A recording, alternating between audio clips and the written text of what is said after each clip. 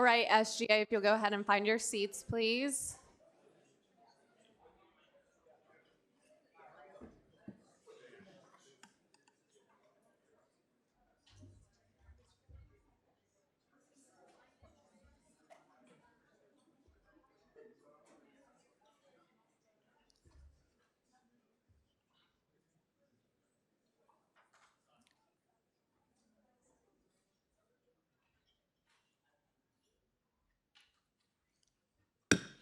I will now call this meeting Kansas State University Student Governing Association Student Senate to order. Please rise for the Pledge of Allegiance.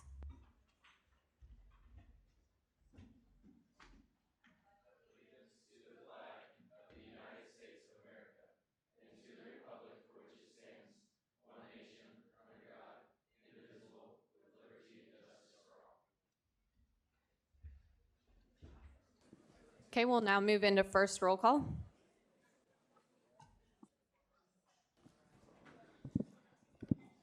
Okay, you all get me tonight. So, Al Abdullah, Beasley, Belina, Betancourt, Booz, Boykin, Burke, Carlson, Clark, Clements, Cogshell, Cruz, Dowd, Garcia, Gilliland King, Gillespie, Glasscock, Grover, Hines, Huffman, Jabin, Kavanaugh, Kelly, Kerperin, Kidd, Koger, Kuhlman, Leverett, Lux, Matos, Meinhardt, Newport, Orzakowski, Pelton,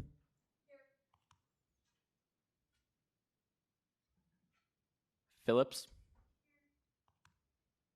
Rodriguez, there you go. Bruce, Rice, Rivera,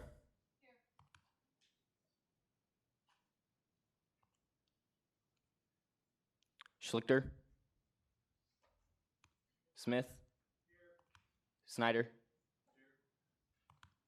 Snyder Ben, Snyder Blaine, Spellman, Spencer, Stone Street, Wallace, Ward, Watkins, Whitmer. All right. There are 45 present, 8 excused, 10 absent.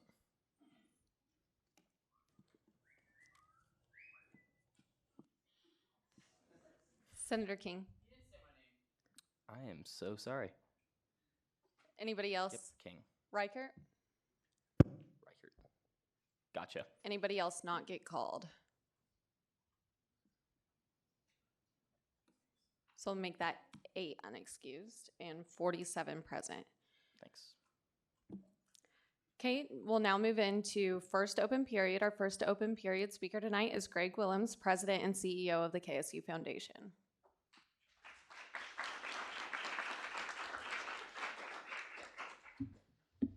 This ought to be easy because I don't have a presentation or any canned notes, so I came to have a conversation.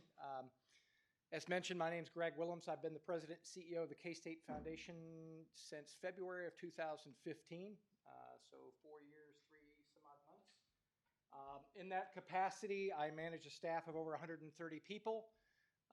If you follow some of our stats, we're raising kind of in the $180 million a year range now. and do a whole spectrum of things for K-State to make sure that we've got scholarships, support for faculty, facilities, and programs. And so I'm here to just have an open discussion with you about anything you want. I do know one subject we want to talk about, I'm pretty sure, around the McCain facility. But I guess I could start by just talking in general about how facilities initiatives emerge and how we get involved. Would that be helpful, or would you just rather go to Q&A and drill it? See nodding heads one way or the other? What would you prefer, Mr. President? If you could give us kind of a rundown of how that process looks. Sure, yeah. So as the foundation, we handle philanthropy, and so we have a platform of things we're constantly working on for the institution and really don't have to go for permission to engage donors about scholarships, about faculty awards, and other kinds of things. Capital projects, when they emerge, those start at the campus. So they start in an academic college or a department or a unit. It's usually that academic or unit leader who initiates discussion about what they'd like to see. Usually they gather input from their faculty and staff, and in some cases students, depending on the initiative. But it really starts on the university side.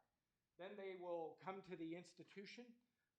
After that, they're going to come to the president's cabinet with a set of dynamics about the initiative, things about the space, how it would be used, and some of the elements of the financing that would be required. That's reviewed by the president's cabinet. If the president's cabinet believes that it can go forward to the next step, then they go back to the college and they'll do a little bit more review work, fine-tuning, refining elements that the provost or cabinet members would have requested. And then the foundation, we do a little bit of work to evaluate what the fundraising capacity and capability or feasibility would be for that project. So in the past, when I first arrived here, we weren't doing a lot of projects that were purely based on philanthropy. We had a lot of projects that had state funds, maybe federal funds, and maybe a small tranche of foundation funds.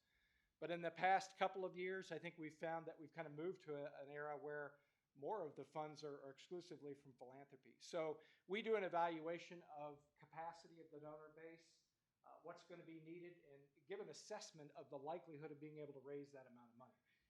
From that would go back to the cabinet, and if that feasibility is passed and the project dynamics by the institution's leadership is passed, then it would go to a formal fundraising status. We would go out and do our part. The university would do more of their due diligence. So that's kind of the process. So I think in a nutshell, what the big takeaway is here, that projects do not start from the foundation. We don't make decisions of when, how, and why they choose to do something. We react to their initiative on those kinds of projects. So what questions could I answer about that process? Are there any questions for our speaker?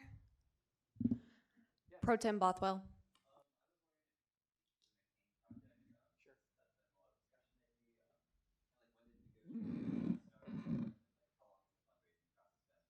Sure.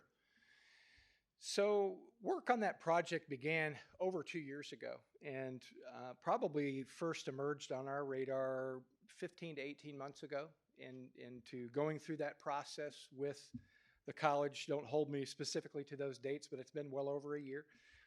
We evaluated the initial project plan, did the financial feasibility, and determined that the project was too large.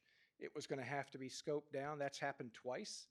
But the actual hardcore fundraising we've been into has been going on for over a year now. We've held 2 different events at McCain, engaging the community in the interest in the project, trying to develop the concept of what was going to be realized there. We've also done some things through web, and we've done a lot of direct one-on-one fundraising with donors for that project. So it's been going on quite a while. Quite honestly, I was a little surprised when just the kind of renderings through the student paper initiated so much discussion about that. I would have expected that awareness was much greater amongst the student body in terms of the way that project was. But we typically rely on the college or the unit to really do the deep dive communications with our staff and students about the progress of those initiatives, what's involved in them. Yeah, that's probably the best I could extend on that. Yeah. Further questions? Senator Beasley. Hi. Thank you for coming out tonight. You're welcome. So my question has to do with, because of this realization that communication hasn't been reaching students as well as we thought it was, spreading through the web as well. Is this going to bring about a reassessment of how you guys are engaging the student population?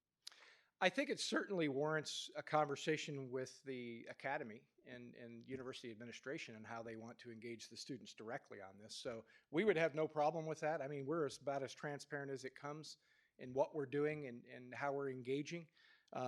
I think it would certainly be advisable to make sure that we're communicating as broadly as we can about those initiatives. But we rely heavily on the faculty to communicate in the early stages when they're developing these concepts with faculty and students about what the needs are, what are the options, the approaches that would be pursued to realize a project. Yeah, in retrospect, I think we've over-relied on the institution's work on that part. So I think we're going to work with the provost, we're going to work with the academic deans to make sure as we take projects forward in the future, we have assurance that there's been good engagement with the students, that there's clarity about the mission and purpose of the project, and expectations are met as we go forward for sure. Further questions for our speaker? Caucus Leader Spellman. You're welcome. Okay. Yeah. So dollars, I'm not going to hit it on the penny.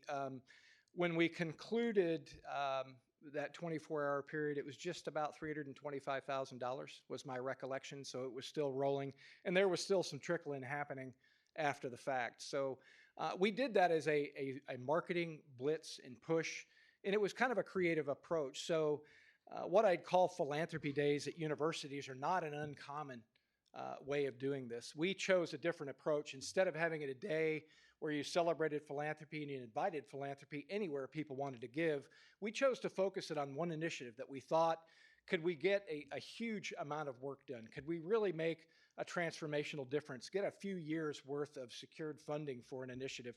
And Cat's Cupboard checked off all the boxes in terms of its meaning, the relevance of the issues that our students are dealing with, donors' understanding and sensitivity and thought about wanting to work with this issue. So we did it primarily through social media, and it was an electronic kind of a cascading campaign.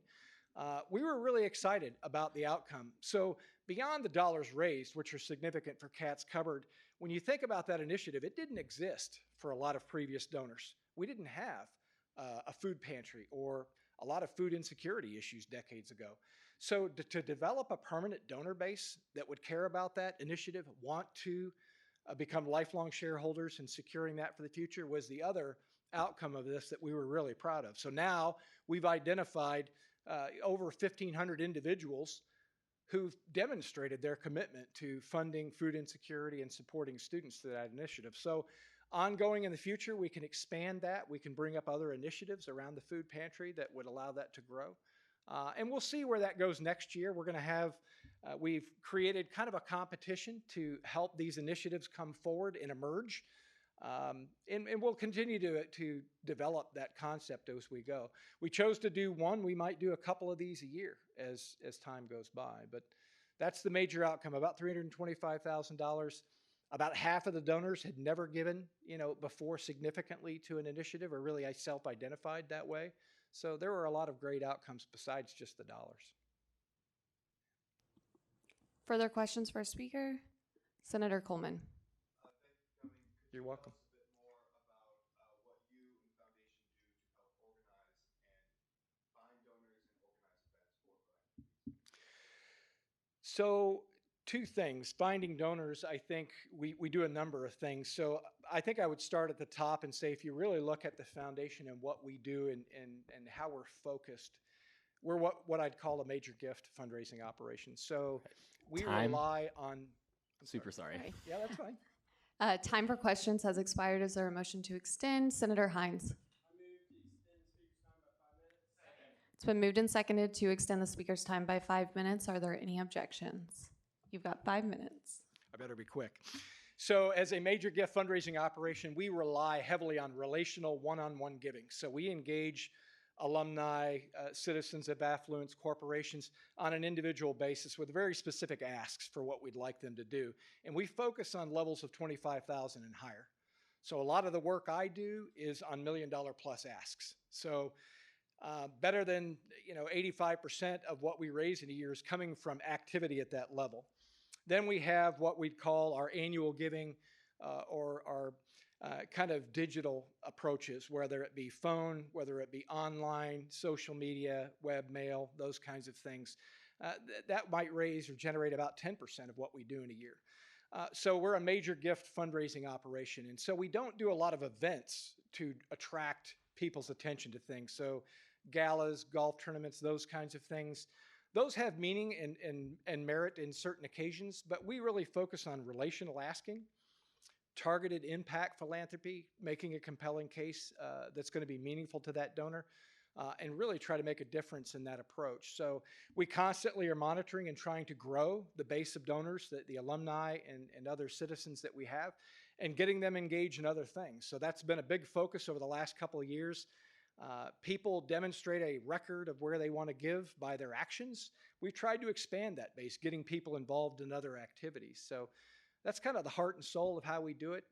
Our donor base has been expanding.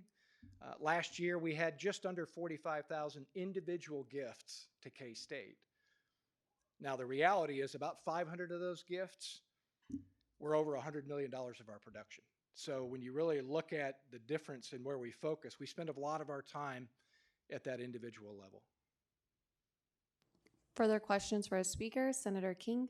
Yeah, thank you so much for coming today.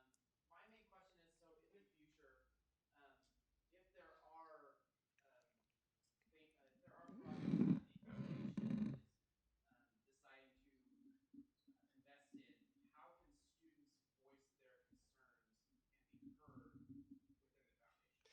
Yeah, I think we've got to start by, again, working at the connection at the university level when they want to bring a project forward, either through the VP for Student Life, Provost, or one of the academic deans, maybe sharing that with this chamber or in some other mechanism that I haven't even thought about. I think that would be the first way to get dialogue before it gets to our level. Once we get involved, we consider it kind of set and we're launching, we're going to speak to donors. Then it's a little late, in my opinion. If there's going to be valid input that's going to change the direction or complexity of what we're going to do, I think we're better off getting it up front. And we'd welcome that. I think certainly with our Student Foundation and other leaders, we work extensively with them on what we're doing and keep them engaged. So I think we just need a better mechanism to get your voice involved early before we go to the point where we're involved. Further questions for our speaker? Senator Al Abdullah? You're welcome. Thank you for everything. You guys did an amazing job. My question is, have you think about working with alumni office about doing funding in international? You have so many international students they are graduating. Is there any way you think you guys can work with the alumni to encourage these international graduation to give back to K-State? Sure. No, it's a great question. And so we have done, I will admit, we've done very little international fundraising. We do have some donors who live abroad and have been generous. I've got one that I engage directly with who lives in Hong Kong. He was class of 59. He owns a shipping company. He's been very generous back to K-State Engineering, as a matter of fact. Our reality is that the time and cost and other elements of engaging internationally, are prohibitive relative to what we can get done in the United States. And so I think we have to be very selective about where we go and spend our time doing that. I think as alumni, the Alumni Association engages in their activities, that's a better place for us to start. And so probably partnering with Amy Button-Renz and her organization and figuring out how we get them engaged, how we inspire them to think about giving back would be the best way for us to get started for sure. Yeah. Further questions, Senator Hines? Yes, thank you for coming again. So when a college or department comes to y'all to get that funding and that fundraising going, do you ask them what the students and student body that project would serve think about it? Certainly with programmatic initiatives, that involve students' activities and their interaction for that activity to live and breathe? Absolutely. If it's a facility, typically not. I think we've tried to understand what aspect of that facility will have student services or spaces for student use. I'm sure we'd want to know that. That's a compelling point to a donor. But in terms of the functionality of has the college engaged with students to solicit feedback, I can't say that we've honestly asked that question. Time. That's another 5. That was a lot of questions in 5 minutes. Time for questions has expired. Is there a motion to extend? Seeing none. Sorry, Senator King. It's been moved and seconded. We extend the speaker's time by 5 minutes. Are there any objections?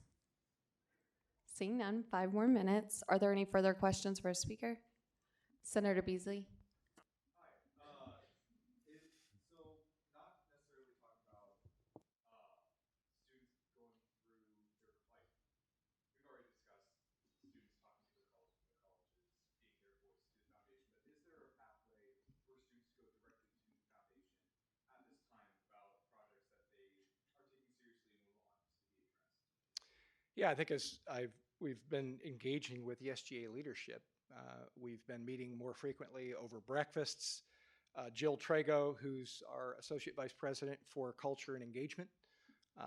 That's a 21st century word for human resources, but Jill does a great job. But she's engaged directly with our Student Foundation and SGA leadership to increase the frequency of connect and dialogue around these issues. And so I think we've had, two or three of those breakfasts? 2?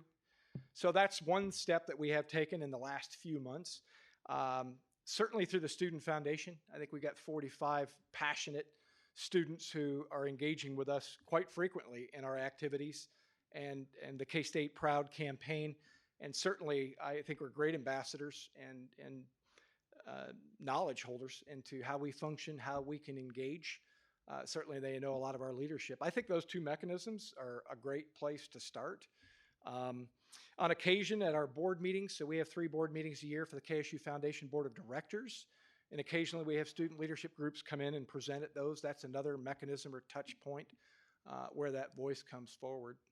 So those are the ones that we have and that I think that demonstrate how we're trying to expand that. I guess we'll find out as time goes by if that's adequate or if we need to expand it further. Yeah. Further questions for our speaker? Chair Watkins.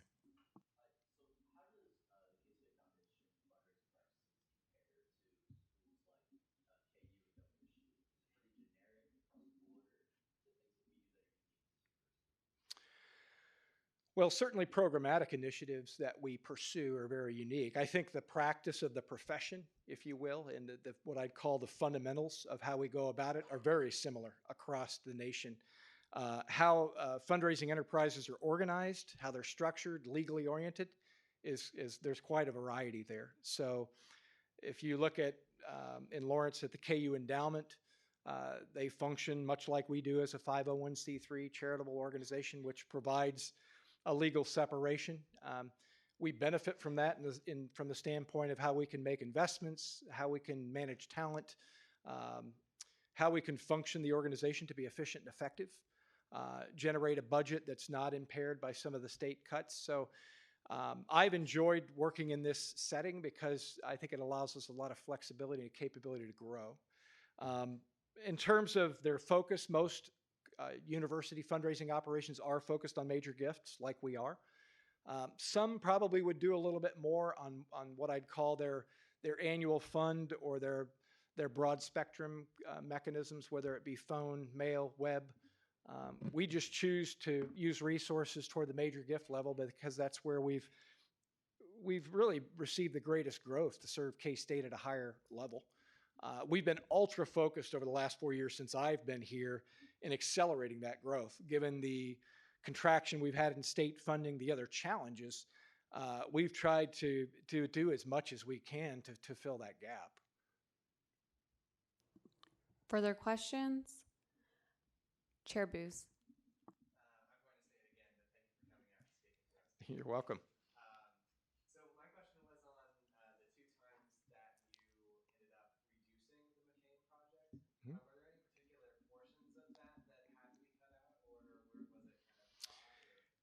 Now you've caught me flat-footed and without facts. So, in our organization, I have a vice president for finance and operations who runs a lot of our real estate programs, Greg Lorenz. And so, as we had to rescale and rescope that project, he worked directly with Todd Holmberg, Jeff Ward, and Amit Chakrabarty, the dean, to figure out what those components are. And I actually just don't know the answer to that question. I don't think it wasn't a 50% reduction, but they did have to make some choices. Yeah. Further questions? Speaker Pro Tem Bothwell.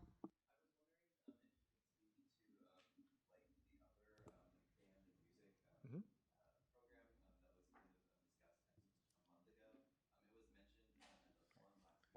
Time. Time for questions has expired. Is there a motion to extend? Chair Booz. It's been moved and seconded to extend the speaker's time by 5 minutes. Are there any objections? What's the Okay, rec- 5 what's- more minutes. What's the record for extensions? Okay. Sure.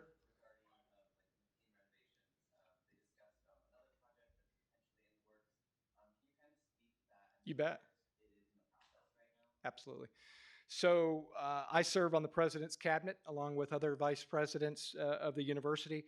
Dr. Frank Trace, Jeff Ward, and Amit Chakrabarty, the Dean of Arts and Sciences, came and presented that some weeks ago. I've been traveling a lot, but it's within the last month, and presented a concept of what's the scope of what they'd like to do in renovating some facilities in McCain, where the band and I think some of the performance rooms are, and then also over in the Memorial Stadium area, next to the Purple Mask Theater, there is a vacant space that they'd like to renovate, modernize for the band to use. So that's a brief overview of kind of the description of the spaces and what would be involved in there.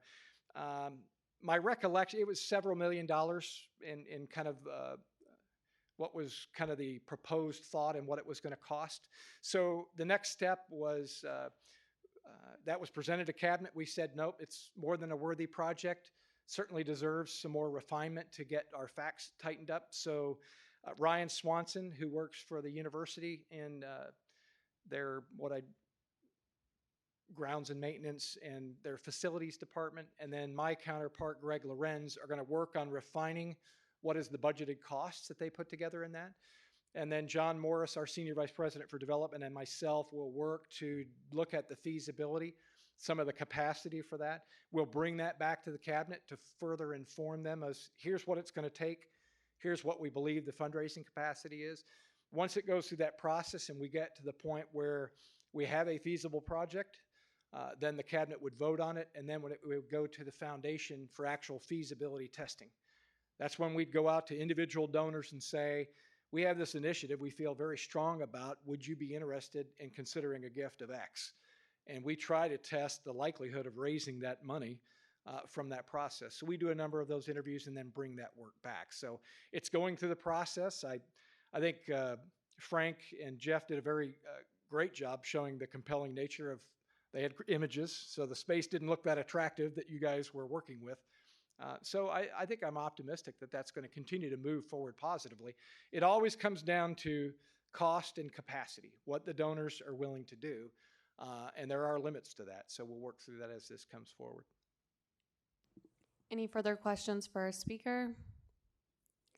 Senator Al Abdullah. I have a question about your role as a CEO and president. Do you face any challenge that you need the students' body to be engaged with you and help you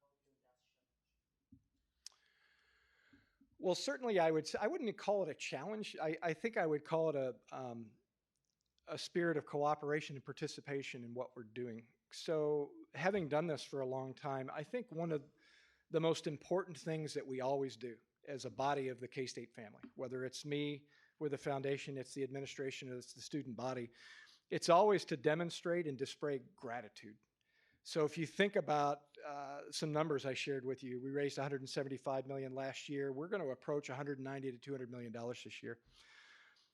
Donors make discretionary decisions to take their hard-earned wealth, their assets, and give those to others with no expectation of return.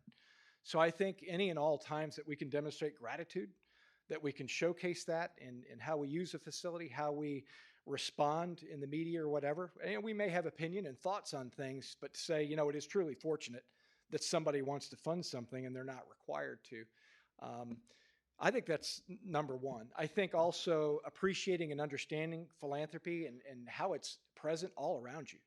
So nearly every facility we have, many of the programs you're engaged with have philanthropy involved. And just being aware of that, I would say I give K-State a lot of credit. We have a great culture of philanthropy through the Student Foundation, K-State Proud campaign, and just the student organizations and what they do for each other. I think it's powerful. I mean, I've never seen this in another university. I think it's something very unique to K-State. So I would say that would be the best thing, is to demonstrate gratitude.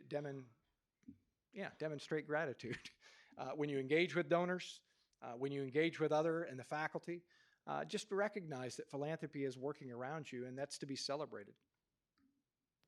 Any further questions for a speaker? Seeing none, thank you so much for coming this evening. Yeah, thank you guys. Thank you.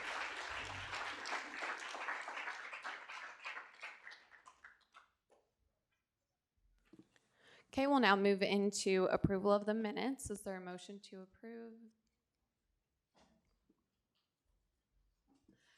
Senator Beasley? It's been moved and seconded to approve the minutes. Are there any objections? Okay, the minutes are approved. Announcements for this week. First, the SGA reunion will be taking place 4 to 6 p.m. on Saturday, May 11th in the Union JPs. As current members, you all are invited to attend. There is a registration fee of $10 per guest, and if you plan to attend, please register as soon as possible at the link in the agenda. Second, there will be an all-campus retirement reception to honor Dr. Bosco on May 10th.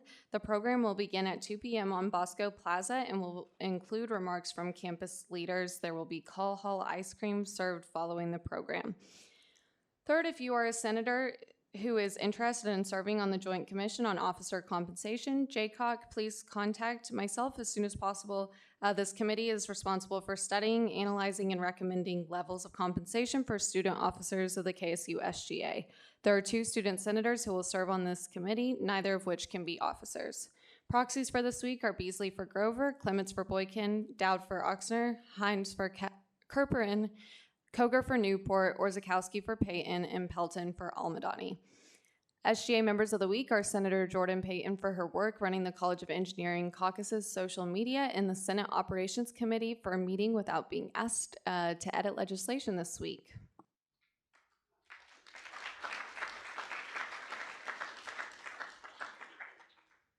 The quote of the week is from President Myers this Monday morning: "If you're pleasing everyone, you aren't leading." Moving into commendations, is there a motion to consider Resolution 11? Chair Watkins. It's been moved and seconded to consider Resolution 11. Will the author please come forward?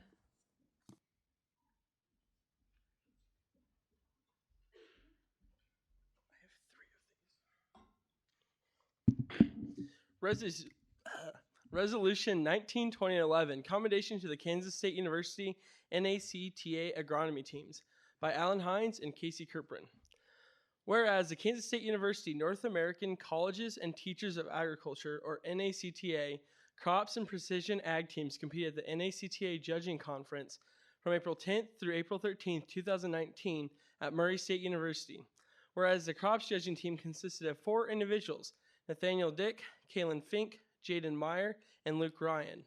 Whereas senior Nathaniel Dick was champion overall in crops judging, whereas senior Kaylin Fink was 3rd overall in crops judging, whereas junior Jaden Meyer was 8th overall in crops judging, whereas the Kansas State University NACTA crops judging team continued their dynasty by winning their 16th national championship in the past 20 years, whereas Meyer, Dick, and Ryan joined Wes Jennings as members of the Precision Ag Contest team, whereas Meyer was 1st overall in harvesting, whereas Dick was 1st overall in planting, whereas Jennings was 4th overall in spraying, whereas Ryan was 2nd overall in unmanned aerial systems, whereas the Kansas State University team was the 1st overall team in precision ag, and whereas Coach Dr. Kevin J. Donnelly helped lead these and the teams to success.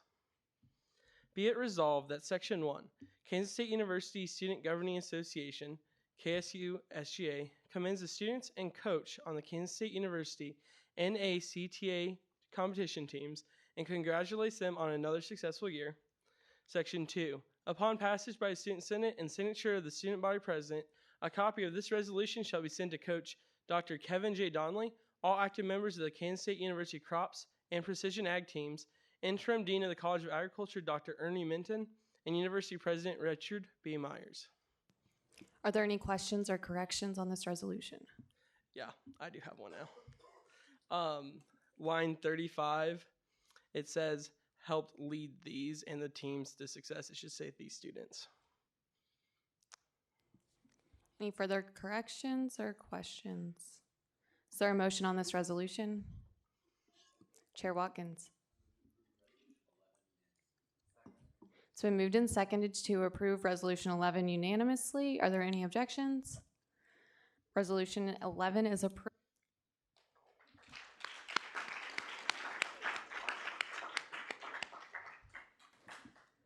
Now be seeking a motion to consider Resolution 12. Chair Booz. It's been moved and seconded to consider Resolution 12. You got it. Resolution 19-2012, commendation to the Kansas State University National Agro-Marketing Association Chapter by Alan Hines. Whereas the Kansas State University National Agro-Marketing Association, or NAMA, chapter attended the NAMA National Agro-Marketing Conference in Kansas City, Missouri from April 9th through April 12th, 2019. Whereas the NAMA Marketing Competition Team requires students to apply the fundamentals of marketing learned in the classroom through written and oral presentations of a marketing plan. Whereas the Kansas State University NAMA Marketing Competition Team placed third against 29 schools and consisted of 10 team members: Rudy Wheats, Logan Torrance, Noah Scrimshire, Colby Crockett, Megan Hill, Dalton Springer, Jacqueline Clausen, Christian Callahan, Colin Thompson, and Cameron Jones. Whereas junior Rudy Wheats was awarded the MoCan Scholarship for being an outstanding member of a NAMA chapter in Kansas or Missouri through scholarship and leadership activities. Whereas the Kansas State University NAMA chapter participated in the first NAMA student competition for sales. Whereas junior Lanessa RN finished first and senior Jacqueline Clausen finished third in the NAMA student competition for sales. And whereas NAMA chapter advisor David Lemon helped lead the team to success. Be it resolved that Section 1, Kansas State University Student Governing Association, KSU SGA, commends the students and coach of the Kansas State University National Agro-Marketing Association chapter and congratulates them on another successful year. Section 2, upon passage by the Student Senate and signature of the Student Body President, a copy of this resolution shall be sent to NAMA chapter advisor David Lemon, all active members of the Kansas State University NAMA chapter, Interim Dean of the College of Agriculture, Dr. Ernie Minton, and University President Richard B. Myers. Are there any questions or corrections for the author? Seeing none, is there a motion? Chair Watkins. It's been moved and seconded. We approve Resolution 12 unanimously. Are there any objections? Resolution 12 is approved.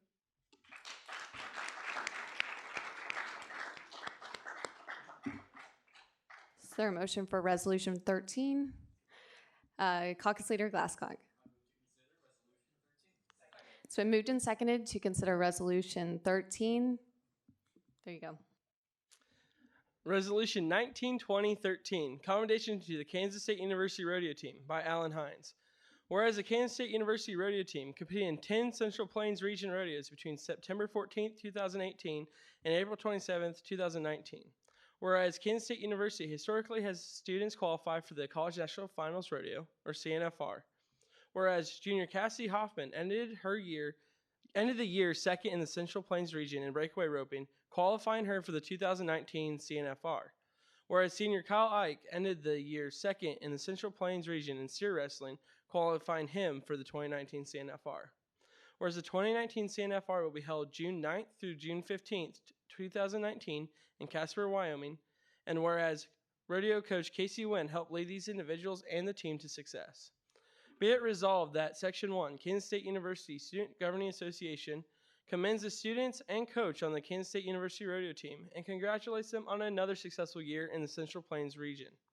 Section 2. Upon passage by the Student Senate and signature of the student body president, a copy of this resolution shall be sent to rodeo coach Casey Wynn, all active members of the Kansas State University rodeo team, interim dean of the College of Agriculture Dr. Ernie Minton, and university president Richard B. Myers. Any questions or corrections for the author? Seeing none, is there a motion on Resolution 13? Chair Orzachowski. It's been moved and seconded to approve Resolution 13 unanimously. Are there any objections? Seeing none, Resolution 13 is approved.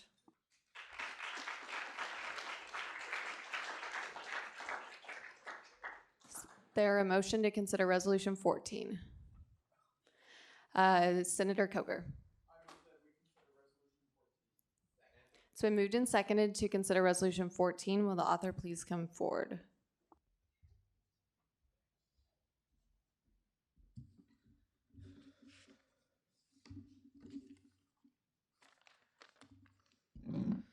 Resolution 19-2014, commendations to the KSU sales team by Madison Brown, Hannah Heatherman, and Ollie Carmali. Whereas the Kansas State University sales team recently competed against the best and brightest sales students from around the country at the 2019 National Collegiate Sales Competition. Whereas the K-State sales team is housed in the College of Business Administration's National Strategic Selling Institute, which has been named one of the top sales programs in the country for 8 years by the Sales Education Foundation. Whereas the National Collegiate Sales Competition allows students to test their selling skills against peers from other universities with a focus in sales through role-play scenarios. Whereas the Kansas State University sales team brought 2 students, Cecilia Nancaro and Lanessa Aron, both juniors in the College of Business Administration, and whereas Nancaro and Aron took 5th place out of 144 students representing 72 universities. Be it resolved that Section 1, the Kansas State University Student Governing Association, commends the members of the K-State sales team for their hard work and impressive placement at the National Collegiate Sales Competition. Section 2, upon passage by the Student Senate and signature of the student body president, a copy of this resolution be sent to students Cecilia Nancaro and Lanessa Aron, National Strategic Selling Institute Director Don Dieter, College of Business Administration Dean Kevin Gwinner, and Kansas State University President Richard B. Myers. Are there any questions or corrections for the author? Senator Cruz.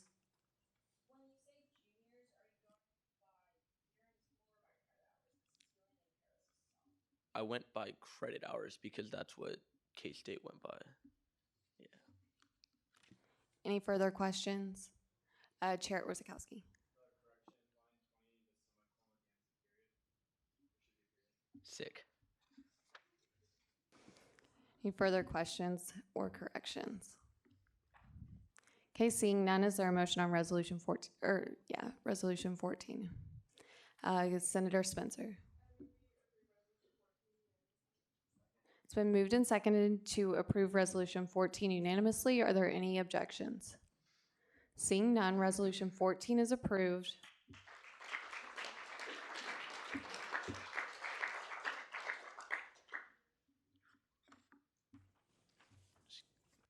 It's me again. We'll now move into approval of appointments. There's no legislation this week, but if Hannah Cogshell and Umaine Belina will please come forward to be sworn in.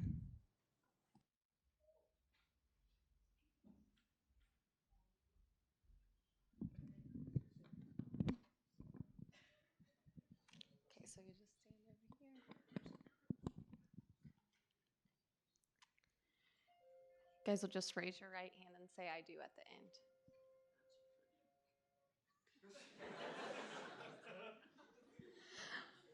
Okay, right hand, I do. I do at the end. I do solemnly swear that I will faithfully execute the office of student senator and will, to the best of my ability, preserve, protect, and defend the Constitution of the Kansas State University Student Governing Association. Okay, and then you'll introduce yourself, name, hometown, major, and favorite smell. I'm Hannah Coggeshall. I'm from Wichita. I'm majoring in biology, and my favorite smell is probably like after it rains. Okay, I'm Yamana Girma. I'm from Ethiopia. I'm majoring in agronomy. I'm a PhD student, and my favorite smell is strawberry.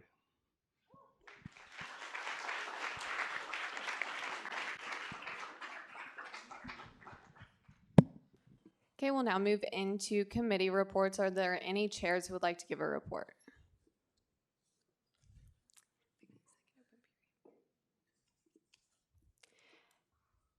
Okay, seeing none, are there any directors who would like to give a report? Pro Tem Bothwell.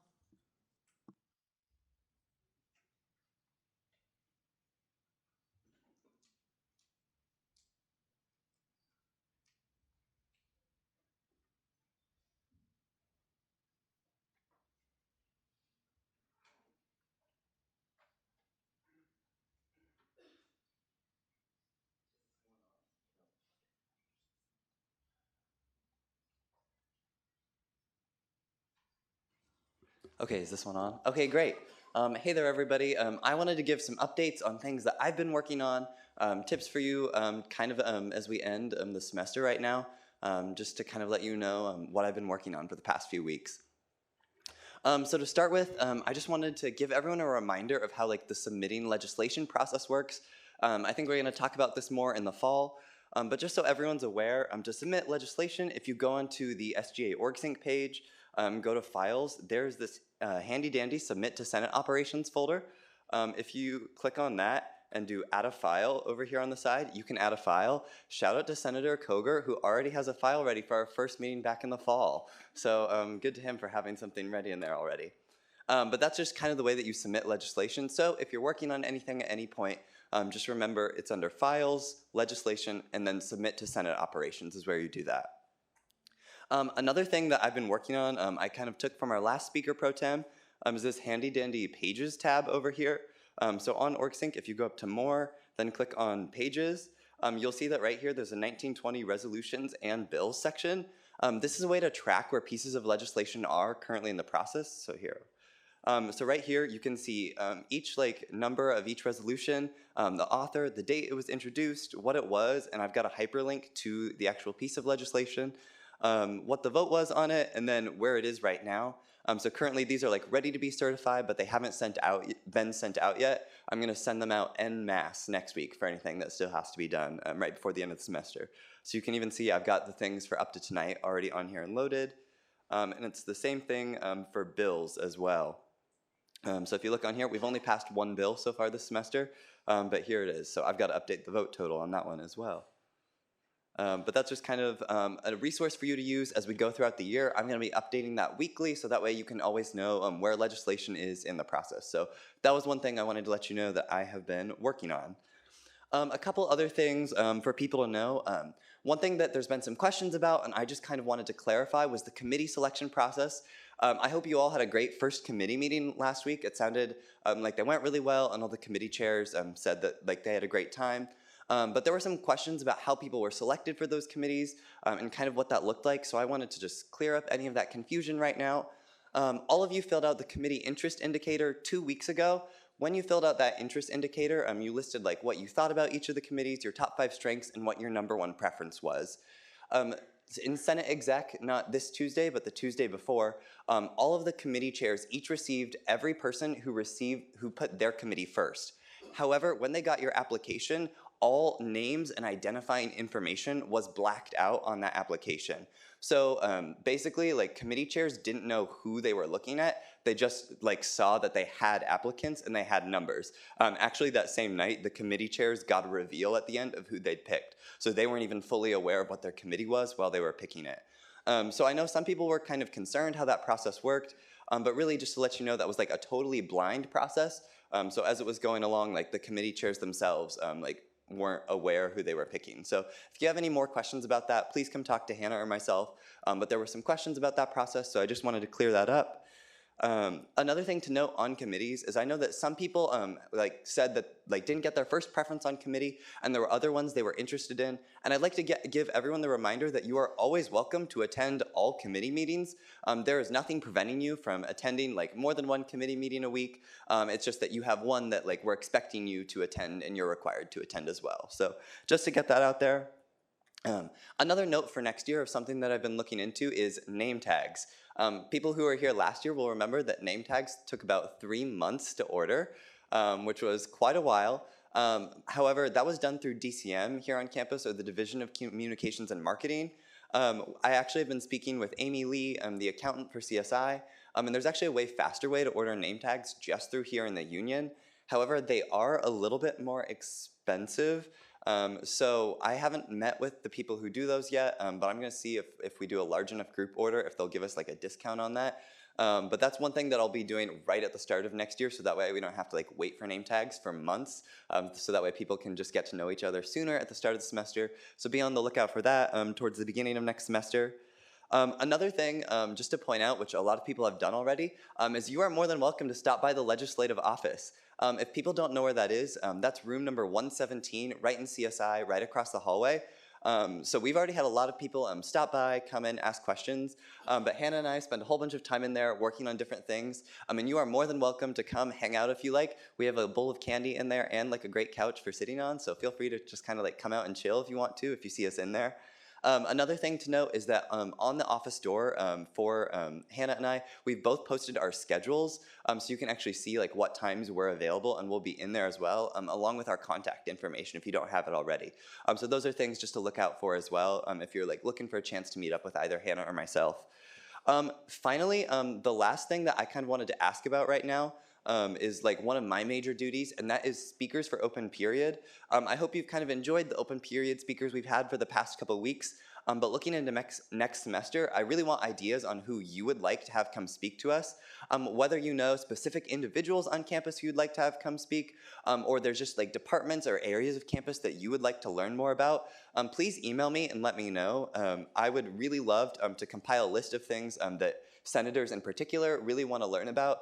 So please like give me that information before the end of the year, and I'll start reaching out and scheduling those people for all of next semester. So that's all my announcements for now, and I'll stand for any questions that you might have. Any questions for Pro Tem Bothwell? Caucus Leader Spelman.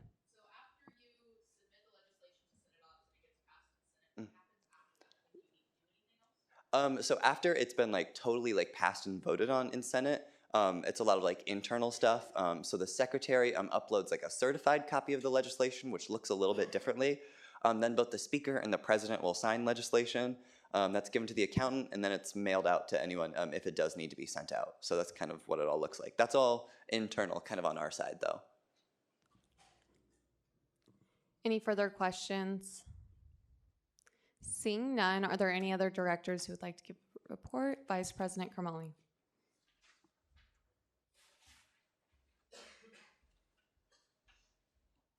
Okay, guys, so over the last 2 months, Jansen and I have met with both the Manhattan Mercury and the New York Times at their request, and they've both brought up different proposals that they think would be beneficial to students across campus. So I'll be sharing first what we talked about with Todd Haverson from the New York Times, then I'll touch on what Ned Seaton brought up from the Mercury, and then I'll give you some of our thoughts on it, and then I'll open it up to feedback from you guys, and then we can see if this is something we want to pursue or we just want to curb it.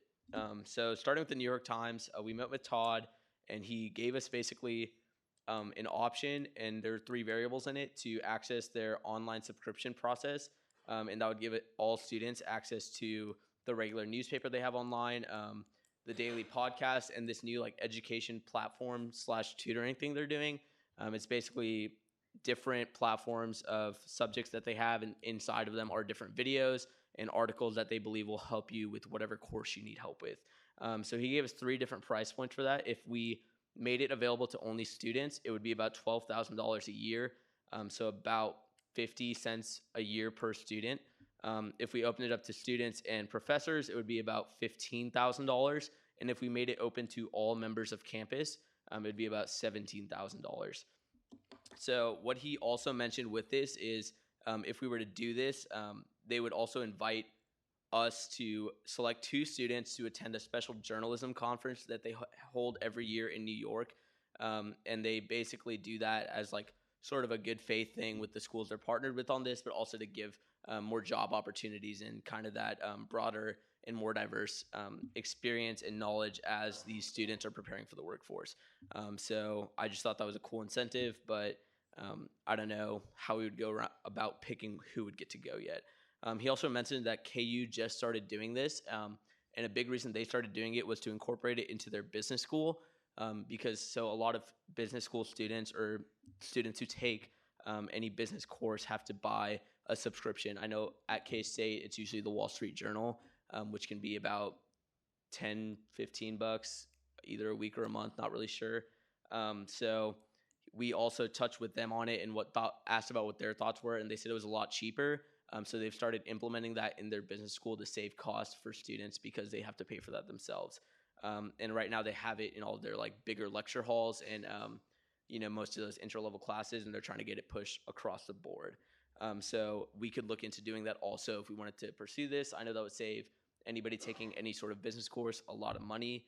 And then, even if you're not a business student, you could still use the service as you wanted to. So now touching on the Mercury, he had a similar proposal, but more on a local scale. A lot of what he touched on was doing this with the Mercury would avoid bias politically, either one way or another, because the Mercury kind of just focuses on the Manhattan community and focuses on making sure that everybody is just informed of what's going on. And he touched a lot on how students need to be informed on what's happening in the Manhattan community, and this could be a great outlet to do it. And so he had a similar proposal where it would be about 25 cents a student, and it would cost approximately $10,000 a year for all students. And that would give us full access to the Mercury Online, which is just their digital newspaper. So a couple of our thoughts with this. Last time when Jordan and Lacey were in office, so last term, Todd came and spoke to us, and there was a big issue with that bias factor, where if we partnered with the New York Times, it's kind of not necessarily pushing, but kind of being like, this is the outlet you should be reading. And if you don't align with that, it's kind of unfair for you to have to go and pay for another service while you're also still paying for this one. We did like the educational platform access that they're trying to implement, and they did offer to give us like a couple students in SGA free access to try it over the summer. So maybe we can get some people on that, and we can gain more feedback just by using that for free for the summer. Along with that, we do believe the Mercury would have a lot less of a bias issue because it's just what's going on here. A lot of their news does relate to K-State and what's happening at K-State as well, but we don't know how many students would actually utilize that. So when we're looking at that $10,000 or that $15,000 to $17,000 for New York Times, how many of those students who are paying 50 cents would actually go ahead and use that? And I think that's where we need to evaluate a lot on whether this would be worth it, or like would 800 students use it, or would it be like 10,000 students using it? And lastly, we don't know yet where this funding would come from. We don't believe it would be something we would or should add to like the privilege fee, or would fall under SCTE or anything like that. But if it is something we choose to pursue, the executive branch will look into how we can go about funding that. So that's kind of the overview that I have. Is there any questions or feedback that I can address? Questions or feedback? Senator Rivera.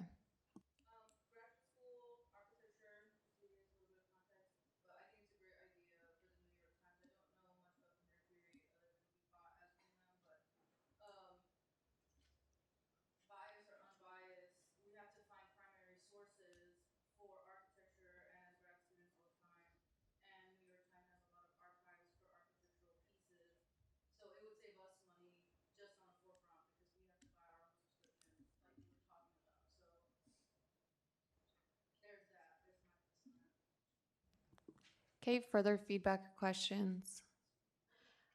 Intern Coordinator Colburn.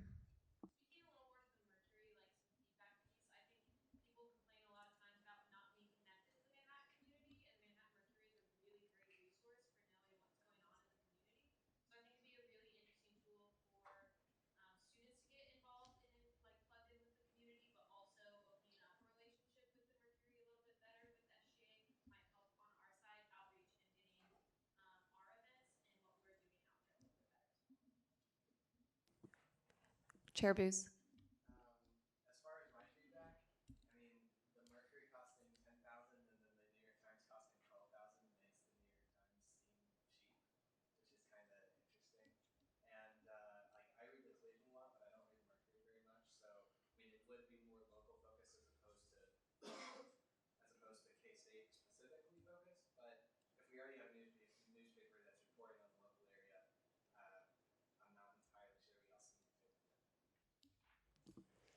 Further, Chair Watkins.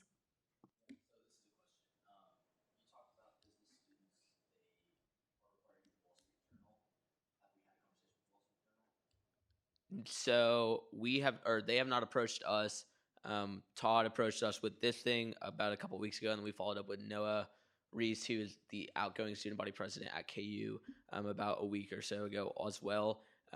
Our plan moving forward, if we wanted to look into that as a possibility, was first to set up a meeting with Dean Gwinner and some of those higher up professors who are tenured and have been here a while and who are using the Wall Street Journal right now, and ask them first if they have explored that option from their end, or if Wall Street Journal has tried to reach out, and then go from there on whether we want to move over to New York Times or try and start a partnership like that. As far as I'm concerned, I don't know if Wall Street Journal has like a partnership like that with any college, or if they do, it must not be that big. Further questions or feedback? Senator Beasley. I think you just answered this, but I just want to clarify. You just said that you have or have not contacted business teams and faculty about changing. We have not. We will if we, as a Senate, think it's a good idea to move forward and pursue this for all students. Yeah. Before I like make a decision on like moving forward with pursuing New York Times, I'd like to know what the intent business called business is, because I feel like that's one of the major like selling points we have. Okay, further. Senator Hines.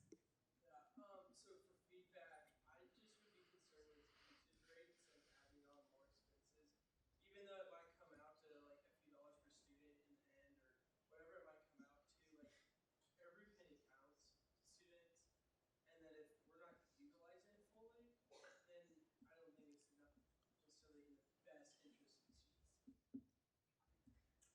Okay, further questions? Senator Coker. Would this, if we did decide to partner with one of these newspapers, would this be something that would be tacked on to the students, or would this come from pre-existing funding? That's a hypothetical. I could try and But funding. Where is the funding coming from? Yeah, so that is something that we would definitely look into. I don't know if, or I know that we wouldn't be putting on the privilege fee or something like that where it's run by student tuition dollars. I don't think as well it would be beneficial or taken well by students if we said, okay, 50-cent increase for students, and that showed up on their cases bill. I think that would just be pretty dumb for that to be like that. So we would obviously look to either finding a grant and applying for that, or seeing if there's different options within the College of Business, if they have funds already allocated or in like some sort of reserve bank, or looking to those options. Okay, further questions or feedback? Time. Time for questions and feedback has expired. Is there a motion to extend? Pro Tem Bothwell. It's been moved and seconded to extend the time by 5 minutes. Are there any objections? All right, 5 more minutes. Further, Caucus Leader Spellman.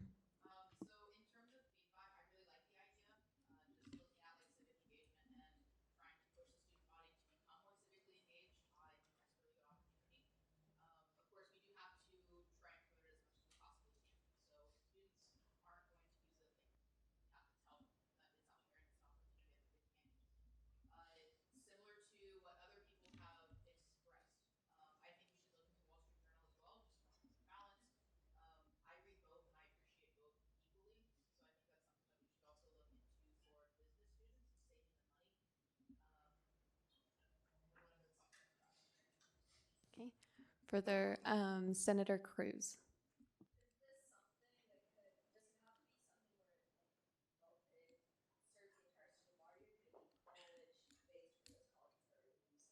Yeah. So we talked about with Todd, and it's basically, he was like, it's all or nothing, just because that is such a minute cost when you're looking at, you know, how many students it would serve, and they obviously know every student's not going to use it. We'd be lucky if 50% of the students were using it. So for them, it's really, they've already accounted into that for the pricing, I believe. Further questions or feedback? Caucus Leader Kidd. Thanks for coming tonight. Can you speak to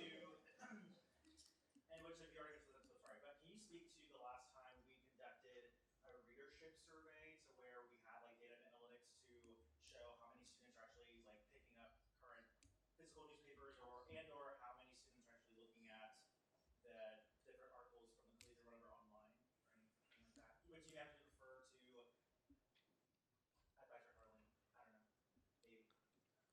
So the only thing I can offer as far as the past program, it was pretty antiquated in the fact that it was open bins and people just grabbed. So we couldn't tell how many papers were being picked up or what the ratio of faculty to students was. It cost about $60,000, but we offered 5 papers, which was a abnormality for them. They never do that many traditionally. So we don't really have accurate numbers at all. Any further questions or feedback? Senator Clark. Yeah, I just myself don't want to be paying for something that's kind of inherently biased when it comes to the New York Times, and I just wanted to make that clear. And maybe I'm the only one, but one is enough in that situation, I think. Okay, further questions or feedback? Senator Gillian King. Do we have any data about like if there's student demand for this? Have we done research on that? So, yes, okay. So we personally do not, but when reaching out to NOAA, they have like 800 students using it right now that are paid for. That's like kind of like a try it, see how it goes. And so likewise, the New York Times and Todd emailed Jansen and I, and he's like, if you guys want to give it a go, give me the emails of leadership or whoever wants to try it out. So maybe we could do that, and we could pick like specific people covering all colleges or different types of majors that may have utilization for this. And then you guys would kind of be the test survey to see how would this be receptive to your colleges, to your constituents you're representing, and then we can look at how beneficial will this really be, and then that can be a conversation we have again in the fall on if we want to pursue it and find the funding. Senator Rivera. Just to reiterate, and like I like Senator Kidd's idea of a survey for feedback. I think if we can find some cost-effective ways to get more primary sources onto campus, it would be great. Being that the library budget was cut for new academic journals, because graduate students need to do research, and many students should be doing research. So, opinion, by the way, but yeah. Any further questions or feedback? Okay, seeing none, are there any other directors who would like to give a report? President Penny.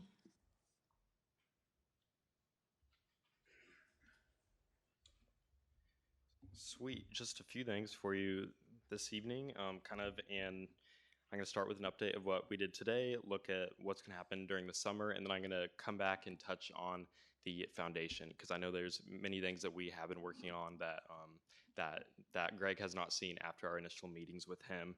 So today, myself, Ali, Jordan Lacey, and our legislative directors all went to Topeka to advocate for higher ed funding, and we got some pretty good news yesterday as well, where both the House and the Senate passed out a bill for $33 million, and since they both passed that out and it's going to conference committee, there's a very slim chance that they will touch that number very much, and so that is looking pretty good. When earlier, like in January, we were thinking that would be like between 8 and 12 million. So good news there with higher ed funding. Another thing that we're going to be looking at and have some meetings coming up with is the sustainability of Cat's Cupboard. Dr. Bosco, a lot of philanthropists like the ICEs are also in those conversations, and so those are things that we're going to keep you updated on throughout the summer. And then lastly, talking about the foundation. As Greg spoke on earlier, SGA leadership has met with KSU Foundation leadership a few times now. We go and we have breakfast with them and discuss a lot of these, discuss some of their priorities, our priorities, and then we bring up any student concerns for there as well. One of those that we brought up last time had to do with McCain. So after we brought up that, I sat down with Greg Willems, and asked him probably almost every single question that you guys asked him today too. So good job on that. But figuring out where we go from here.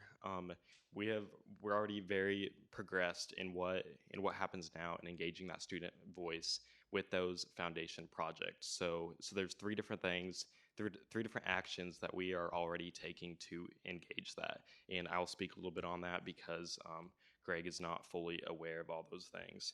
One, the foundation staff meets every month, and so we have went and spoken with the leaders of Student Foundation and are working on a collaboration to go and present at those staff meetings every month, and that's something that that Greg invited us to do as well. With that, going and speaking to the board of directors on some student or just on the student perspective on campus and bringing that younger voice to those board meetings. Two, we've been having a lot of conversations with Provost Tabor. Greg spoke a lot about how that progression of a project goes. It goes from a unit or department to the provost to cabinet, then to the foundation. So we searched for where's that area that students can bring their voice in, and really that area is with the provost. So we've had a conversation with Provost Tabor about what that looks like with getting students involved. And I know there's a question asking like, why don't students know about a lot of these, projects and ideas sooner? And even if Greg didn't say it, I think one of those large issues is that if students are in on some of those very premature conversations where they are talking about very high dollar amounts for some of these projects, and then later on that gets scaled back down 3 or 4 times, that just kind of creates a little bit of a media explosion and concerns like, we were promised or thinking about 20 million, but now this project's only going to be 4. Like, what happened there? And so I believe that is kind of why they don't invite a lot of student voice in those conversations. So what we are working on with Provost Tabor is creating more of a task force, which would be a private committee meeting, meaning everything in that would be confidential as well. And so we are in conversations with him that will progress through the summer so we can jump on top of that. And then lastly, with Greg Lorenz, who Greg, the president, spoke about earlier, we are starting, along with Greg, a student committee to provide ideas and initiatives with the real estate projects with the foundation. One of the examples that he gave us was the foundation at Nebraska has like swings like in the lobby of this new building, and everyone in the foundation is like, wow, that's like the dumbest thing.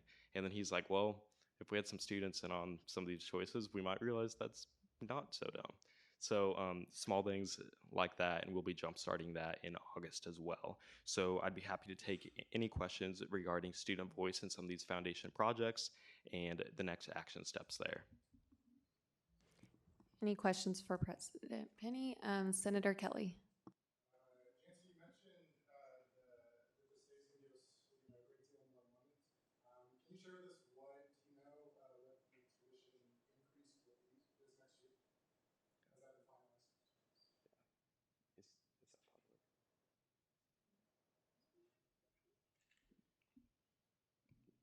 Can I share that? I think it was brought up in tuition and fees. Oh, I thought what you were saying is that the state or that a decision was made on the allocation of the money. Yes. So based on that number, what is that tuition rate? Yeah, and so that $33 million is not going to do very much to what our tuition is going to look like for next year. The biggest thing that will adjust tuition is COLA, and COLA is cost of living adjustment. So what that does is bring a 2.5% increase to all state employees, and that includes every faculty, staff on this campus, so about 5,000 employees. So when you have like $500 million going to staff, raising that 2.5%, that really creates a large jump in our budget. So when we're looking at those higher tuition increases that could potentially happen, a lot of it is more from COLA passing or not, and we will not know that for a few more weeks. And that 2.5% increase to salaries is something that is mandated by the state as well. So it's not something that Cindy Bontrager, just believes in. It's not something that is put on here at the university, but it's something that's mandated by the state. And that'll be about $6 million that we're going to have to raise or that we're going to have to raise back through tuition to fill that hole, and the state will bring back in about 1.8 million of that. So they mandate the 2.5% increase. They provide a little bit of money, but then they put it on the university, hence the students to pay the rest. Further questions? Follow up? Follow up on a different strain. You mentioned the task force, right? That's going to be working with students and then the foundation, right? Because President Williams came up here and talked about how they come up with this list of priorities, and how students need to be involved, right, and have a table in those discussions. So I guess my question is, what exactly are you thinking about this task force? What would it look like? Who would be on it? What would it do? Yeah, we are very much in the premature stages of this conversation. I think some of the most important things that we're trying to figure out now is foundationally what that would look like. Is that something that Provost Tabor would reach out to us with, and that would be a private conversation with SGA leadership, or are those different conversations where we need a representative from each college, or mainly from the college or colleges that it would affect, such as the McCain? We might look a little bit more into arts and sciences. So we're just starting those conversations, but we'll get all that nailed out hopefully over the summer. Further questions? Seeing none, we'll now move into introduction of legislation.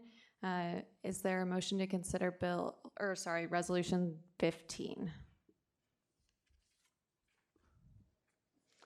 Senator Coleman. It's been moved and seconded to consider Resolution 15. Will the author please come forward? Okay, just quick background on this resolution and the next resolution. What we did as SGA leadership is we made resolutions basically outlining our goals and priorities for the years. So ours is focused more on students all across campus. Theirs was more internal and Senate.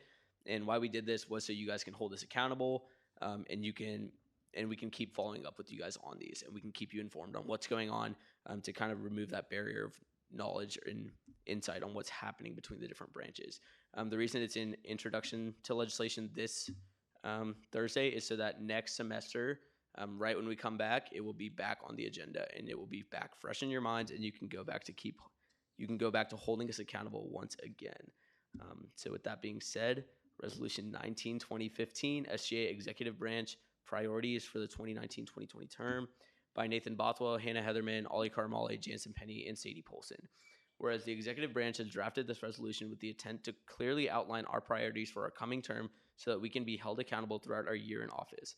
Whereas the executive branch will work diligently to combat the student-based issue of food insecurity on campus through different initiatives that will increase the presence and supplies of Cats Cupboard. Whereas the executive branch will increase focus on sexual violence prevention and awareness by working closely with the Sexual Violence Prevention and Awareness Director and Aggieville bar owners on various partnerships and efforts to promote a safe atmosphere both on and off campus. Whereas the executive branch will work on projects to promote well-being on campus and will collaborate with key campus stakeholders within the Wellness Coalition to ensure students' well-being is one of the utmost importance. Whereas the executive branch will work to ensure more student input and voice is present within the budget modernization process, strategic enrollment plan, and procedure for approving privately funded capital projects through the KSU Foundation. And whereas the executive branch will work to see the SPIRIT program come to fruition and ensure diversity and inclusion is focused on through working with the Multicultural Student Affairs Director, Campus Unity Director, International Student Affairs Director, and non-traditional Student Affairs Director. Be it resolved that Section 1, the executive branch is committed to focusing their time and efforts to see substantial improvement and changes on these five priorities: food insecurity on campus, sexual violence prevention and awareness, well-being of students on campus, student voice and input in administrative processes and change, diversity and inclusion on campus. Section 2, upon passage by the Student Senate and signature of the Student Body President, a copy of this resolution shall be sent to all members of the 2019-2020 Executive Branch Cabinet, Vice President for Student Life and Dean of Students, Dr. Pat Bosco, Assistant Vice President for Student Life, Dr. Heather Reed, and University President Richard B. Myers. Are there any questions or corrections? Intern Coordinator Colburn. Since when this resolution passes, Bosco won't be here, are we planning to change that to who that would be? Yes, we will change that before next time. Any further questions or corrections? Seeing none, is there a motion to consider Resolution 16? Senator Koger. It's been moved and seconded to consider Resolution 16. Will the author please come forward?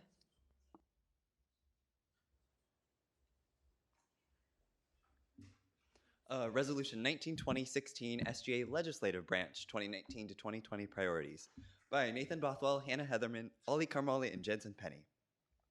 Whereas the legislative branch has drafted this resolution with the intent to clearly outline our priorities for our coming term so that we can be held accountable throughout our year in office. Whereas legislative branch leadership believes in the ideals set forth in Resolution 1949 and will advocate for the creation of a formalized body to facilitate changes to the Elections Code. Whereas changes to Diversity Programming Committee are discussed most years, but a lack of continuity in the committee has made seeing out changes challenging. Whereas graduate senator vacancies can be difficult to fill, while there are regularly undergraduate students seeking an avenue for involvement within Student Governing Association. Whereas both the Diversity, Equity, and Inclusion Standing Committee and College Caucus System have the potential to conduct meaningful outreach in their respective areas of student life. Whereas students need to be educated on where their privilege fee dollars are allocated, especially as the fee rises due to declining enrollment. Whereas student senators need to be educated on their college-specific fees to promote awareness and to advocate for affordability within their respective college. Whereas Chapter 55-0211 of the Kansas State University Student Governing Association statutes outlines the attendance policy for student senate and standing committees, and whereas legislative branch leadership will strictly adhere to this policy for the 2019 to 2020 term. Be it resolved that Section 1, the legislative branch is committed to focusing its time and efforts to see that formalized bodies meet to evaluate the merits of the following sections of the governing documents and to recommend changes as needed. Number 1, elections regulations. Number 2, diversity programming committee structure and regulations. And number 3, vacancy procedures. Section 2, the legislative branch is committed to increasing efforts in the following areas. Number 1, student engagement through the Diversity, Equity, and Inclusion Standing Committee and the College Caucus System. Number 2, fee education and transparency. And number 3, committee attendance and engagement. Section 3, upon passage by the Student Senate and signature of the Student Body President, a copy of this resolution shall be sent to all members of the 2019 to 2020 KSU SGA Legislative Branch, Vice President for Student Life and Dean of Students, Dr. Pat Bosco, Assistant Vice President for Student Life, Dr. Heather Reed, and University President Richard B. Myers. Any questions or corrections? Chair Booz.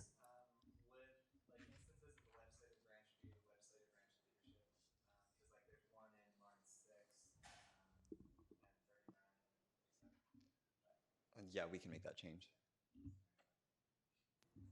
Any further questions or corrections? Senator Rivera.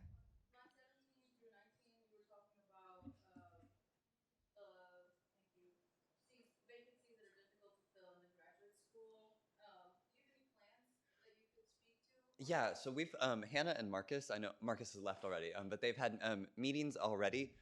So one thing that's kind of been a problem in the past few years is that like we can't fill graduate senate seats. So right now the graduate graduate school has 8 seats in total, but currently I believe we have 5 filled at the moment, which is pretty high, and it's higher than it was last year, which is really good. However, we've had issues where once we contact everybody on the elections results list, if they don't want a seat, then it moves to graduate student council to recommend people. And we've had problems in past years where they either haven't recommended people, where those individuals still don't show interest. So we've had a lot of like empty seats throughout the year. So the graduate school isn't getting the representation that it deserves. So some of the conversations we've talked about is setting like a hard deadline partway through the year. So hypothetically, I know a date that was mentioned was October 15th. But we're still discussing that, where the Graduate Student Council has to recommend nominees by if everyone on the elections results has been contacted already. And by that point, if like those, if the graduate school still doesn't recommend anyone, those seats would then be proportionally allocated to undergraduate student senators depending on like the makeup of like the graduate school senators for the year. With that, we would subtract 1. So then there would still be at least 1 open grad seat for the rest of the year. Does that kind of make sense?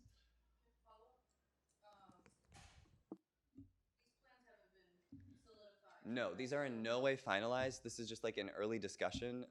Really, the problem has just been like we have these empty seats that keep going empty throughout the year. And we think that it's probably important that students have representation. So again, this is super early, and we're definitely going to be talking to all the grad students about it as we move into it for the next year. Senator Kelly. Will there be an opportunity for senators to have input on like this list of things that Senate needs to focus on? If senators would like to have input, I think we're totally like open to that. Again, like this won't be passed until the fall, so please reach out if you'd like to have some input on this. Further questions or corrections?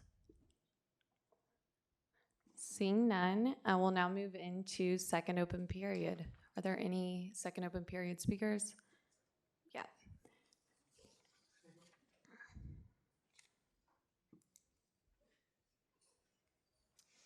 All right, so hopefully you all saw an email from Hannah with a demographic survey. So this is one of the things that as DEI we are charged with doing is a demographic survey. So this is like a preliminary survey that we're trying to do kind of now, and then we can do another one in the fall that'll have changes and things based on the results of this one. So I guess I say that because a lot of the questions might not be perfect, and we'll be looking for feedback if you have suggestions for how to kind of tweak it and make those changes as we move forward. So we'll ultimately be looking to maybe do this again in the fall and make those changes for next year. And then additionally, all of the questions are optional, so skip any questions you don't feel comfortable answering. The survey is anonymous, and but we would like you to answer every question you can to the best of your ability, just so we kind of have the best information and data that we can have overall. So yeah, that's the demographic survey in a nutshell. If y'all would take some time right now to fill it out, that would be greatly appreciated. We'll be sending it out to everybody, all the branches, and trying to get as many results in as we can. So with that, are there any questions? Any questions for Chair Orzechowski?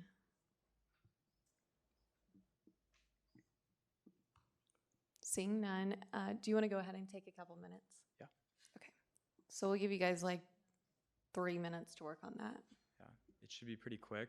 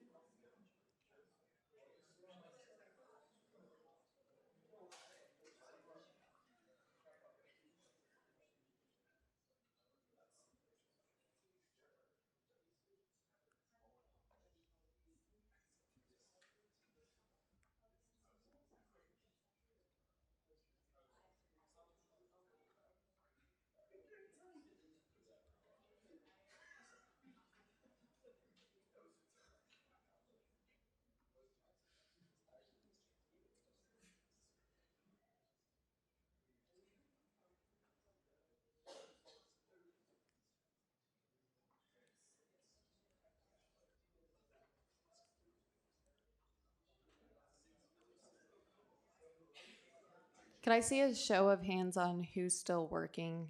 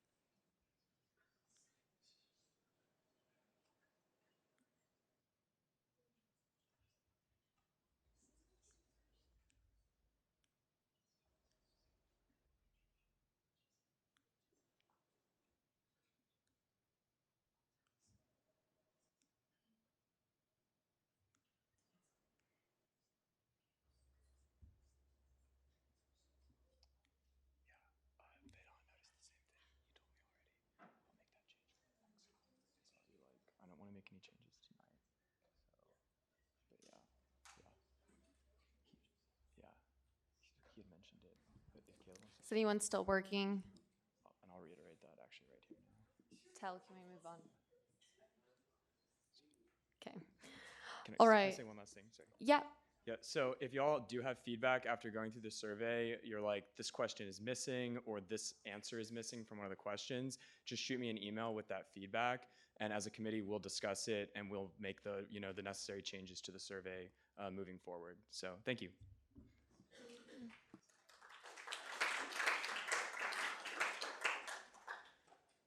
Any further second open period speakers? Seeing none, we'll now move into reference of legislation. Both resolutions 15 and 16 will be referred to the Senate Executive Committee, and we'll move into second roll call. All right. Al Abdullah. Beasley. Belina. Betancourt. Booz. Burke. Carlson. Clark. Clements. Coggeshall. Cruz. Dowd. Garcia. Gilliland King. Gillespie. Glasscock. Hines. Huffman. Javin. Kavanaugh. Kelly. King. Coker. Kuhlman. Leverett. Lux. Matos. Meinhardt. Orzakowski. Pelton. Phillips. Pruce. Rice. Rivera. Rodriguez. Reichert. Schlichter. Smith. Snyder. Snyder Ben. Snyder Blaine. Spellman. Spencer. Stone Street. Wallace. Ward. Watkins. Whitmer. All right. There are 45 present, 9 excused, 2 absent. Okay, I'll now be seeking a motion to adjourn. Caucus Leader Glasscock. Second. That's September 5th. Put it on your calendar. So we'll adjourn until September 5th, 7 p.m. right here.